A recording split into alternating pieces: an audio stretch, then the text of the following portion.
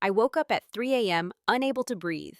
The ICU was dark, silent, and my mother was standing over me, her hand on my oxygen valve, twisting it down. "We can't afford to keep you alive, Victoria," she whispered, her voice calm, almost tender.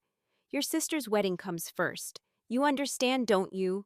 I tried to scream. Nothing came out. My body wouldn't move, trapped in that post-surgical fog where you're awake enough to feel terror but powerless to fight it. I watched her face in the dim light of the monitors.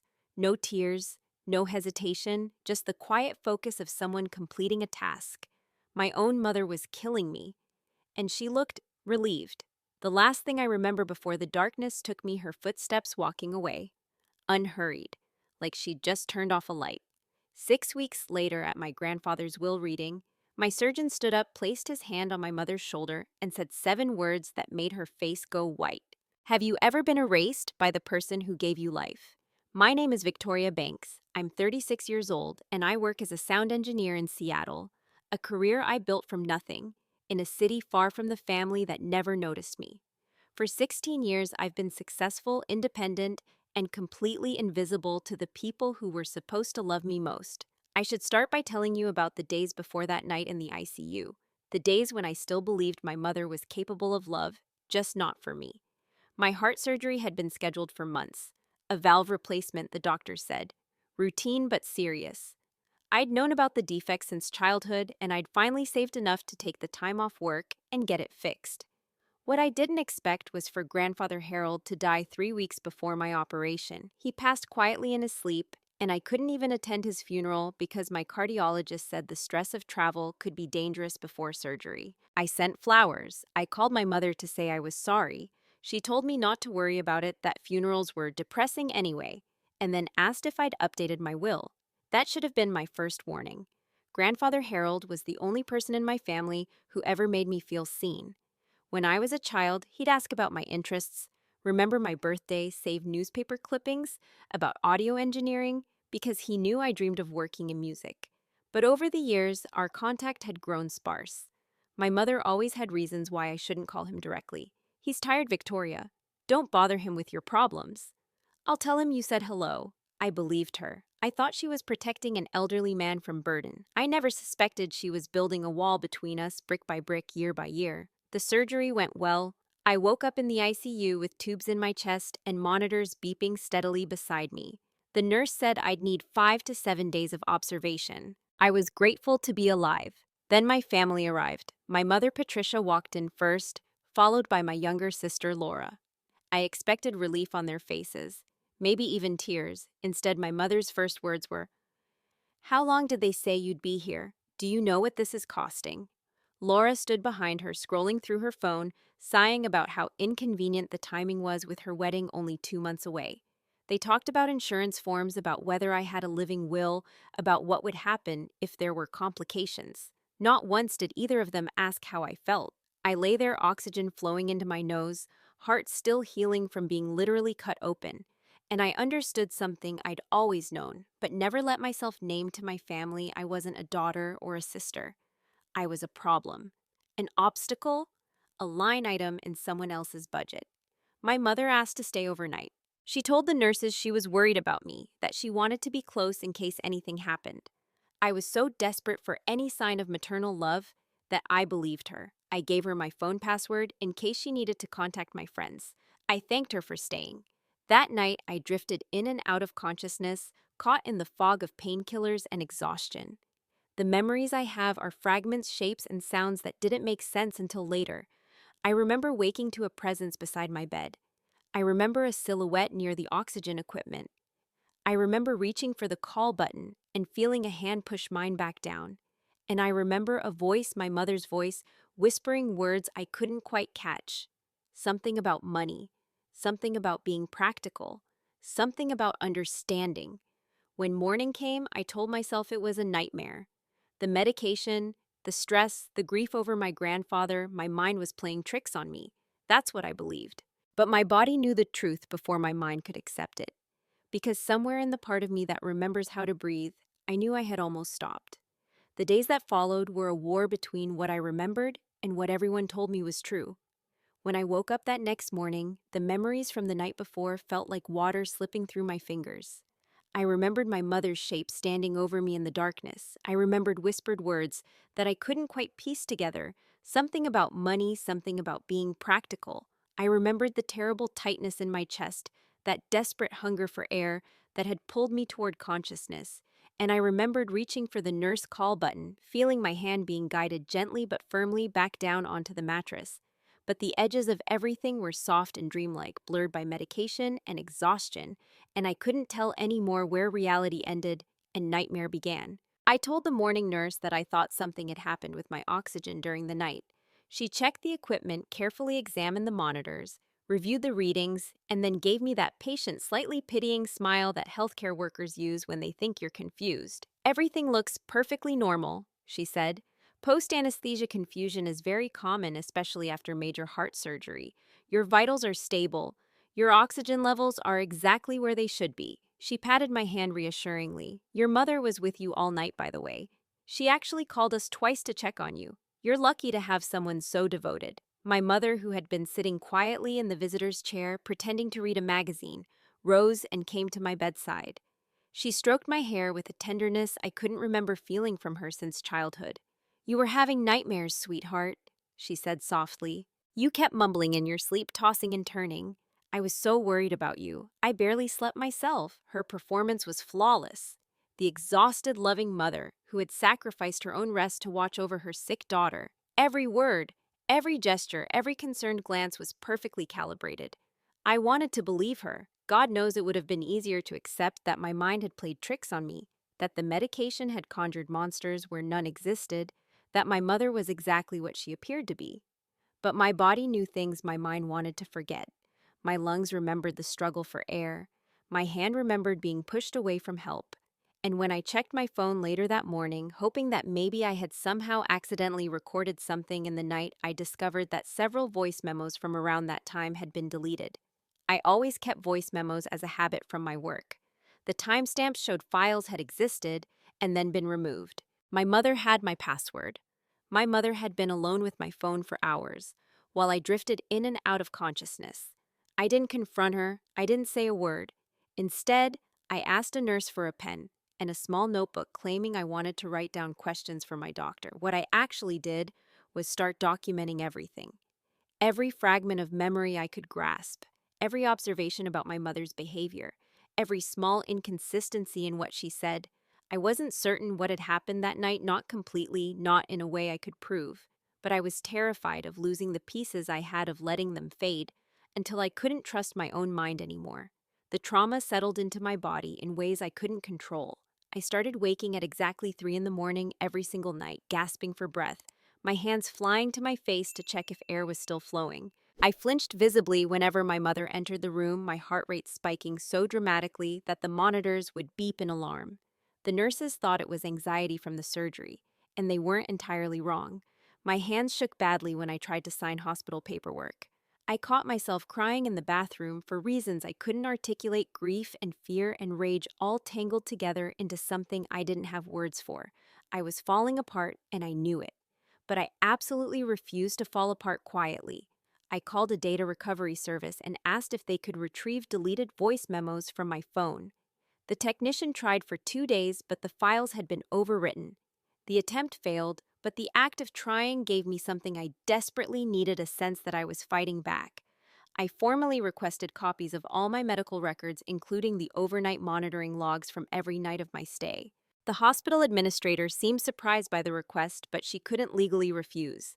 When my mother started pushing aggressively for early discharge, insisting that the costs were adding up and I could recover just as well at home under her care, I refused. I told her the doctors wanted me to stay for the full monitoring period, and I wasn't leaving until they officially cleared me. Something flickered across her face when I said that, something that looked almost like panic. There was a deadline she was racing against, some ticking clock I couldn't see. I didn't understand what it was yet, but I filed that reaction away in my journal, along with everything else. The most important thing I did during those difficult days was make a phone call my mother knew nothing about. I contacted my grandfather's attorney and asked to schedule a private meeting before the will reading.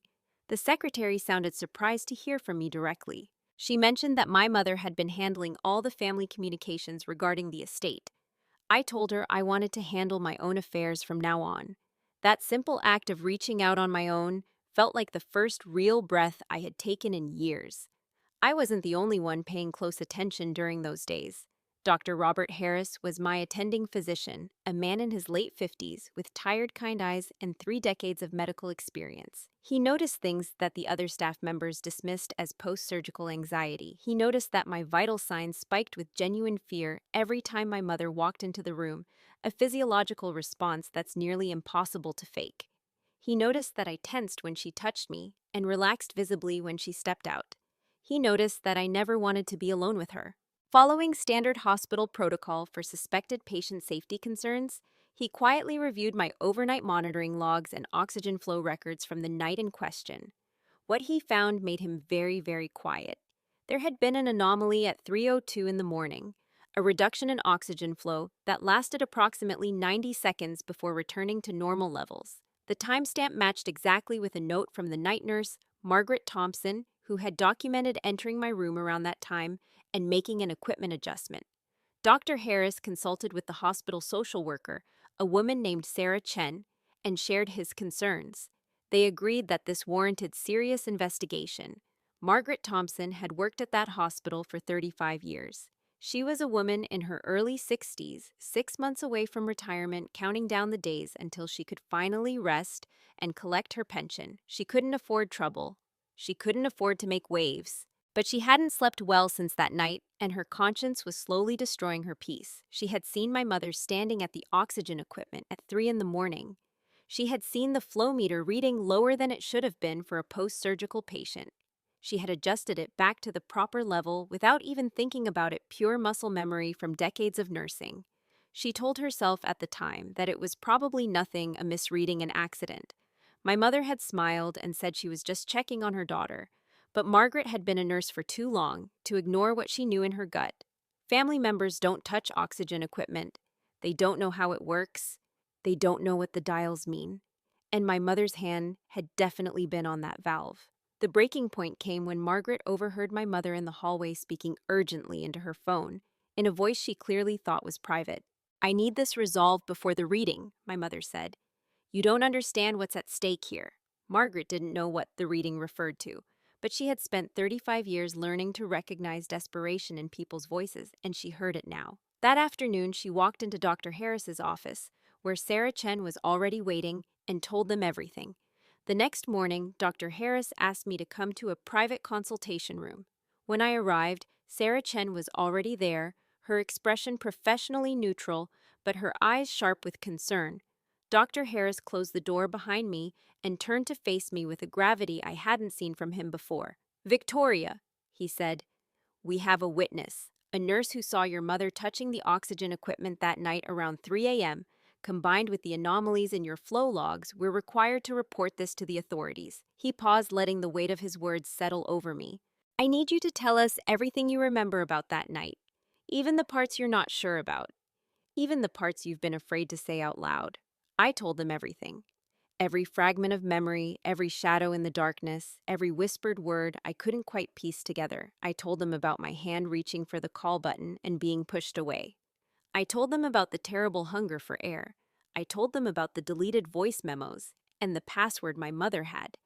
When I finished, Dr. Harris and Sarah Chen exchanged a look that confirmed what I already knew. They believed me. The police were called that same day. Statements were taken.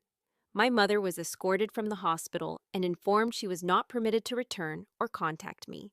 I watched her leave from my window 3 floors up, and even from that distance, I could see the rigid fury in her posture. She never once looked back. I was discharged 4 days later with strict instructions to rest. I flew home to Seattle, locked my apartment door, and finally let myself fall apart in private. But falling apart was a luxury I couldn't afford for long. 1 week after leaving the hospital, I sat in the office of Mr. William Patterson, my grandfather's attorney. He was a careful man in his mid-60s with reading glasses and eyes that studied me with something like recognition. "Your grandfather talked about you often," he said. "He always hoped I would meet you under better circumstances." Then he opened a folder, and the ground beneath my entire life shifted. My grandfather Harold had left an estate worth approximately $400,000. And the primary beneficiary was me, not my mother, not Laura, me. The will had been written 8 years ago, updated 3 years ago, and finalized 6 months before Harold's death. Each version was accompanied by a full mental competency evaluation. There could be no question that Harold knew exactly what he was doing. But what shook me to my core was the specific condition he had included. I had to be present at the will reading, and I had to be of sound mind. Mr. Patterson leaned forward. Your grandfather was very specific about this language. He told me, and I'm quoting directly, my daughter Patricia will try to prevent Victoria from attending, or she will claim Victoria is mentally unfit. This condition ensures my granddaughter cannot be excluded by her mother's manipulations. I felt the room tilt around me. My grandfather had known. He had been trying to protect me from beyond the grave. Mr. Patterson opened another folder. There's more. Your grandfather kept detailed notes going back over 10 years. I picked up the pages with trembling hands and began to read. What I found broke something inside me and healed something else at the same time. Harold had documented everything. Every conversation where my mother claimed I didn't want to visit. Every time she told him I had grown cold and selfish. Every letter he sent me that I never received. Every invitation I supposedly declined. He documented his own attempts to reach me directly, calls that always went through my mother. First messages never delivered. 7 years ago, my grandfather tried direct confrontation. He called me and asked why I never came to see him. I remembered that call. I had been confused by the pain in his voice, and I reassured him that I loved him but was busy with work. I gently suggested he was misremembering things. I said those words because my mother had spent years telling me Grandpa Harold was getting confused that his mind was slipping. I had no idea I was breaking his heart with kindness that wasn't kind at all. Harold's notes from that night were devastating. Victoria didn't hear my real question. Patricia has already convinced her that I'm losing my mind. If I push harder, Patricia will cut me off completely. I must find another way. From that point, my grandfather changed his strategy. He pretended to accept my mother's narrative. He stopped trying to reach me directly, and he began secretly documenting everything, building a case for a future he might not live to see. He never stopped fighting for me, and I never knew. The revelations weren't finished. Mr. Patterson presented one final set of documents results of a financial investigation my grandfather commissioned 6 months before his death. Harold had hired a professional to examine my mother's finances, and what they found explained everything. My mother had accumulated approximately $80,000 in online gambling debt over 3 years. She was drowning, and no one knew. The timing was significant. The gambling began shortly after Harold updated his will, not because my mother knew what was in it, but because she noticed Harold growing warmer toward me again. He was asking more questions about my life, requesting my contact information, trying to reach me through channels she couldn't control. My mother sensed her grip slipping. She turned to gambling as an escape, convincing herself she could win enough money to not need the inheritance. When that fantasy collapsed, she became desperate. Mr. Patterson's conclusion hit me like a blow to the chest. The incident at the hospital was not a moment of madness. It was the final desperate act of a woman who spent 10 years building a house of cards that was finally collapsing. I hired my own criminal attorney the next day. I formally requested that the will reading be scheduled only after I had fully recovered, taking control of the timeline my mother had been racing against. I filed a comprehensive statement with the police, documented with my journal entries, medical records, and all the evidence Mr. Patterson provided. But my lawyer delivered a truth I didn't want to hear. The evidence was circumstantial. The oxygen logs showed a reduction, but not who caused it. The nurse saw my mother near the equipment, but couldn't testify she definitively saw her touching the valve. The deleted voice memos could be explained as accidental. Without something more concrete, the police could investigate, but they probably couldn't arrest. My mother remained free. She was forbidden from contacting me, but otherwise living her life as if nothing happened. The will reading would proceed as scheduled in 2 weeks. She would be there, sitting across from the daughter. She tried to kill both of us, knowing a truth that couldn't yet be proven. Before I left Mr. Patterson's office, he handed me a sealed envelope with my name in my grandfather's handwriting. His final letter, he said. He specified it should be read aloud at the will reading in front of everyone. I held it carefully, feeling the weight of words written by a man who somehow saw everything coming. Then Mr. Patterson's expression shifted. There's one more thing. I received a call from your sister Laura this morning. She wants to meet with you alone. She says she has something to tell you, something she should have said a long time ago. I met with Laura 2 days before the will reading. She came to my apartment looking like she hadn't slept in weeks, clutching her purse against her chest like it contained something precious and terrible. What she told me that afternoon changed everything. She had been carrying our mother's old iPad for 2 years, a hand-me-down, when Patricia upgraded still synced to the family iCloud account. Laura had been reading our mother's messages. Not on purpose at first, she said. But once she started, she couldn't stop. The thing she showed me confirmed every suspicion and revealed horrors I never imagined. We agreed to wait for the reading. Laura needed time to prepare herself for what she was about to do, and I needed the moment to be witnessed by everyone. The day of the will reading arrived cold and gray. Mr. Patterson's conference room in Portland filled slowly with family members who rarely spoke to each other. My mother sat at one end of the table, composed but gaunt from weeks of stress, her clothes hanging looser than I remembered. Laura sat near the middle, unable to meet anyone's eyes, her purse clutched in her lap like a lifeline. I took my seat across from my mother, calm on the surface, my hands trembling beneath the table where no one could see. Several distant relatives filed in, aunts and cousins. I barely knew all of them, sensing they were about to witness something they would talk about for years. My mother had prepared her arguments. I could see it in her posture, the way she arranged papers in front of her. She was ready to challenge the will, to question my mental state after surgery, to claim my grandfather had been manipulated by a granddaughter who never visited. She still believed she could win this. She had no idea what was coming. Mr. Patterson called the room to order and began reading the will. When he announced that I was the primary beneficiary of approximately $400,000, my mother's objection erupted immediately. "This is invalid," she declared, rising from her chair. My father was clearly manipulated by Victoria in his final months. She took advantage of a confused old man who didn't know what he was signing. Mr. Patterson waited until she finished, then responded in a voice cold enough to freeze the air. "Mrs. Banks, this will was written 8 years ago and updated twice since then, always with full mental competency evaluations conducted by independent physicians. Furthermore," he produced a thick folder. Mr. Mitchell left extensive documentation explaining exactly why he made these choices. He began reading my grandfather's notes aloud. 10 years of observations, 10 years of lies documented in careful handwriting. The room grew quieter with each page as Harold's words exposed everything my mother had done. Her face drained of color as her own statements were read back to her. "Victoria never calls anymore. She's become so cold. Don't bother inviting Victoria to Christmas. She's too busy for family. Dad, Victoria asked me to pass along her love. She feels too guilty to call you herself." My mother tried to recover.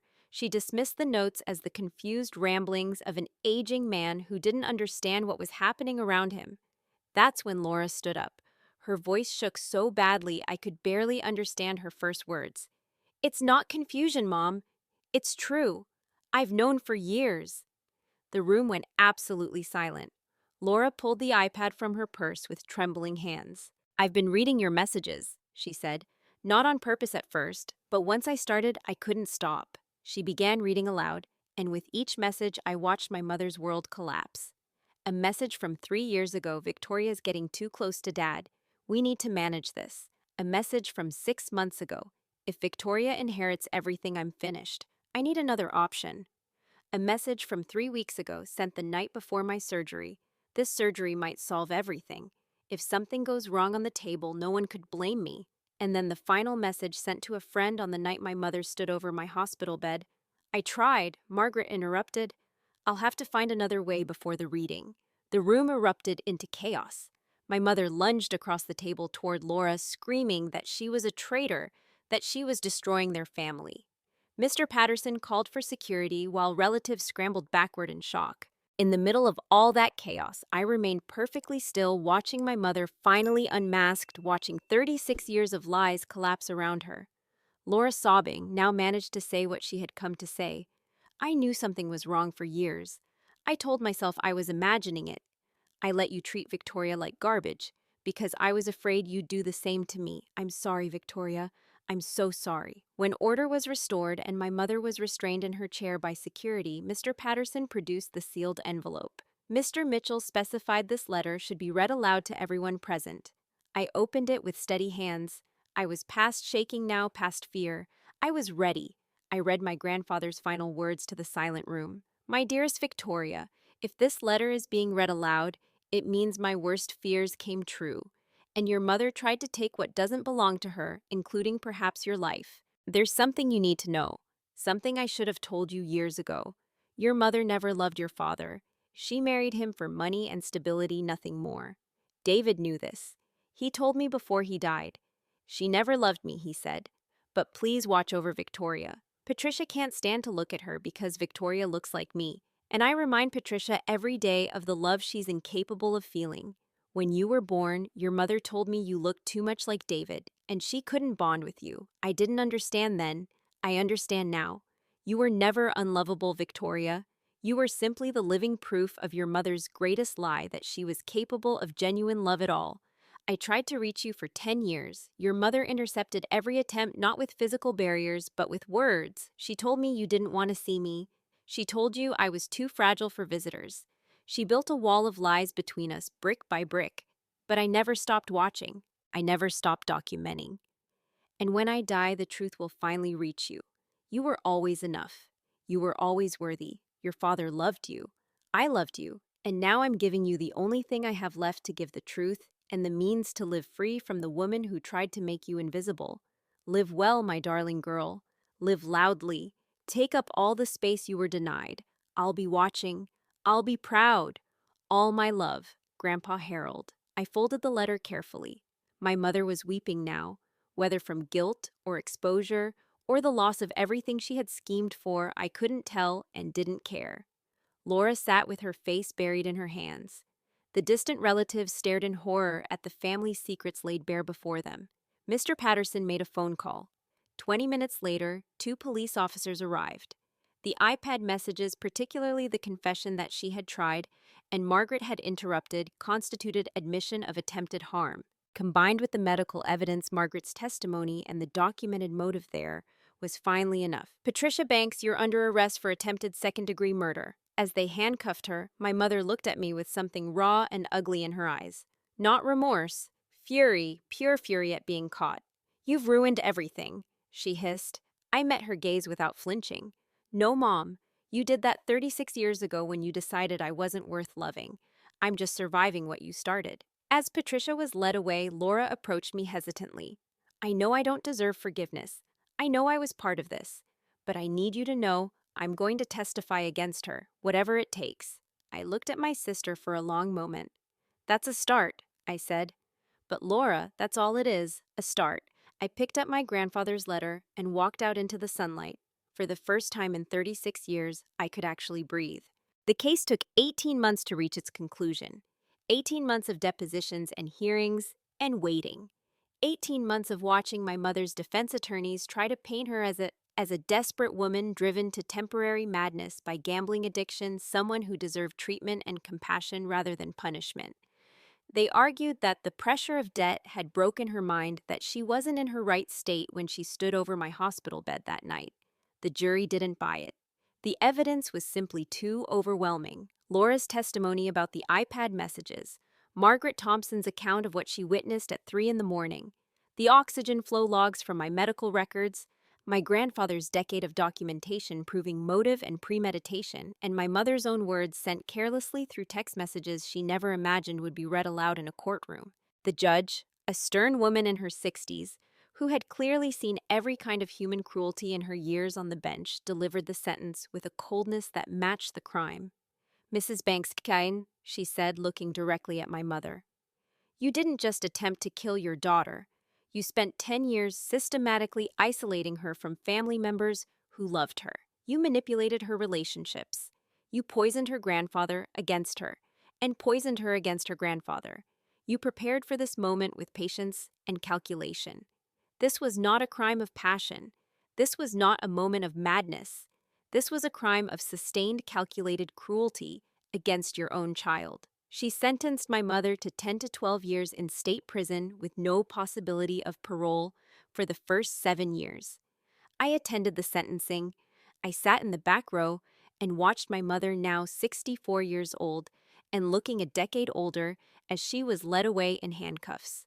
I felt no triumph, no satisfaction, only a bone-deep exhaustion that had been building for nearly 2 years, and beneath it the first fragile stirring of something that might eventually become peace. I received my grandfather's inheritance shortly after the trial concluded. $400,000 deposited into an account with my name on it. For weeks, I couldn't bring myself to touch it. The money felt contaminated by everything it had cost, by all the years of manipulation and lies, by the night my mother tried to end my life. My therapist helped me understand that the money wasn't cursed. It was my grandfather's final act of love, his way of ensuring I would have the resources to build a life completely free from my mother's shadow. He had spent 10 years preparing this gift for me. The least I could do was use it well. I made deliberate choices about how to honor his memory. I donated $100,000 to establish something I called the Harold Mitchell Fund. The purpose was simple: to support ICU patients and families dealing with medical financial abuse situations where vulnerable people are pressured by family members to make decisions based on money rather than health. Dr. Harris agreed to serve as the fund's medical advisor. Margaret Thompson, now happily retired, sent me a handwritten note when she heard about it. "Your grandfather would be proud," she wrote. "So am I. I used $50,000 to pay off my own debts and build an emergency fund, the kind of financial security I had never allowed myself to have. The rest I invested in my career. Better equipment, advanced certifications, a proper home studio where I could take on bigger projects. I was done making myself small. I was done apologizing for wanting things." Laura testified against our mother, just as she promised.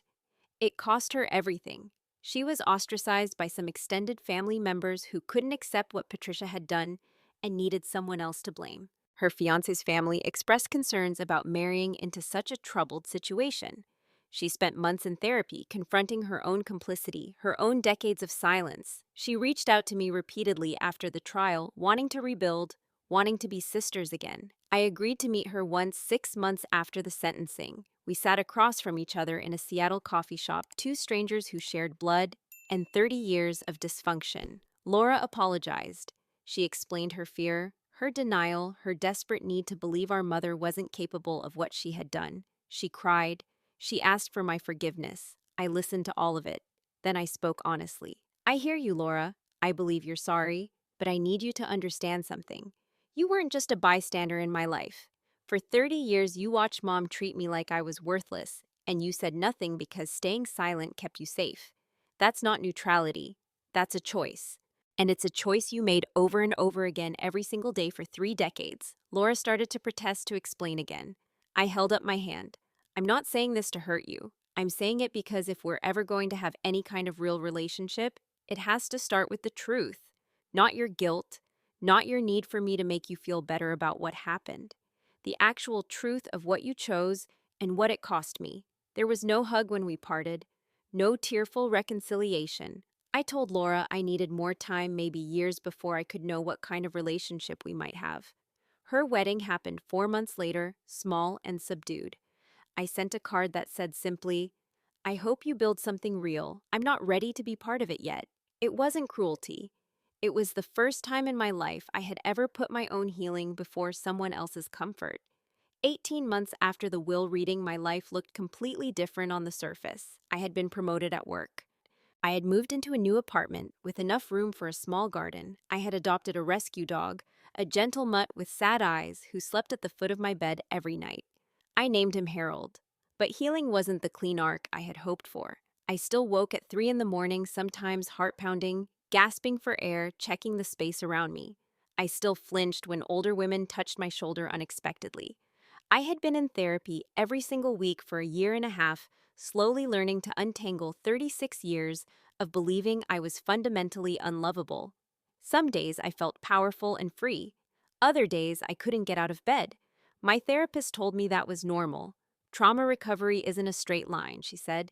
"Surviving attempted murder by your own mother isn't something you get over. It's something you learn to carry." The difference now was that I was finally carrying it for myself, not performing recovery for anyone else's comfort. I had stopped apologizing for my own existence. On a quiet evening, 18 months after the day that changed everything, I stood at my apartment window watching the Seattle sunset paint the sky in shades of orange and pink. Harold pressed against my leg, warm and solid and alive. My grandfather's letter hung framed above my desk. I read the last line every morning. Live well, my darling girl. Live loudly. Take up all the space you were denied. My phone buzzed with a text from Dr. Harris. The Harold Mitchell Fund helped its 12th family this month, a woman whose son was pressuring her to leave the ICU early. She's staying. She's going to be okay. I smiled and typed back, "Thank you for telling me. Grandpa would be proud." I set down the phone and looked out at the city lights coming on one by one. It wasn't a fairy tale ending. I still had hard days. I still carried the scars. But for the first time in 36 years, the weight on my chest wasn't shame or obligation or the desperate hope that someone might finally love me enough. It was just my own breath, in and out, free. I spoke softly to my grandfather, to myself, to the girl who spent 3 decades believing she was invisible. I'm not just surviving anymore, Grandpa. I'm actually living. Then I opened my laptop and pulled up a real estate listing I had been watching for weeks. A small house with a garden, room for Harold to run, space for me to grow. I wasn't quite ready to buy yet, but I was finally ready to believe I deserved it.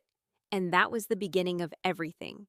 If Victoria's story has touched your heart today, I want you to carry something important with you when this video ends. The people who are supposed to love us the most can sometimes become the ones who hurt us the deepest. But here's the truth that Victoria had to learn the hard way.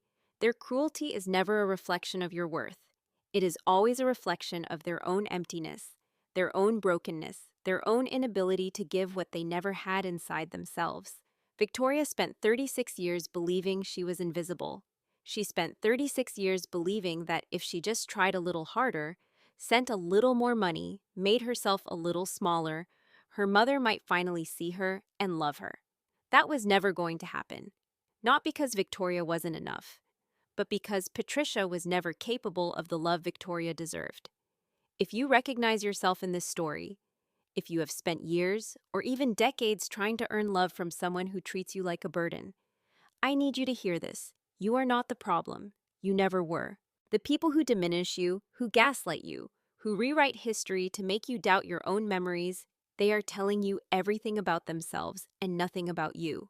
You have every right to protect yourself. You have every right to build boundaries even with family. You have every right to choose your own peace over their comfort. That is not selfishness. That is survival. And survival is nothing to apologize for. Family is supposed to be our first source of safety and unconditional love. But when family becomes a source of danger and manipulation, you are allowed to walk away. You are allowed to grieve the mother you deserved, but never had the sister who should have stood beside you, the childhood that was stolen from you. And you are allowed to build something new. A chosen family. Friends who show up. People who see you clearly and love what they see. The family you create can be just as real, just as meaningful as the one you were born into. Sometimes more so. Victoria's grandfather, Harold, understood something profound. He knew that love isn't just a feeling. It's a choice you make every single day. He chose Victoria even when it was hard, even when Patricia tried to erase her from his life. He fought for her in the only way he could, and his love reached her even after death. That is what real love looks like. Thank you for spending this time with Victoria's story. If her journey resonated with you, if it made you think about your own experiences or the experiences of someone you love, please take a moment to subscribe to our channel so you never miss another story like this one. Leave a comment below and share your thoughts. Tell us what this story meant to you or share your own experience with family betrayal and healing. Your voice matters here. Your story matters. And you are never as alone as you might feel. We will see you in the next one.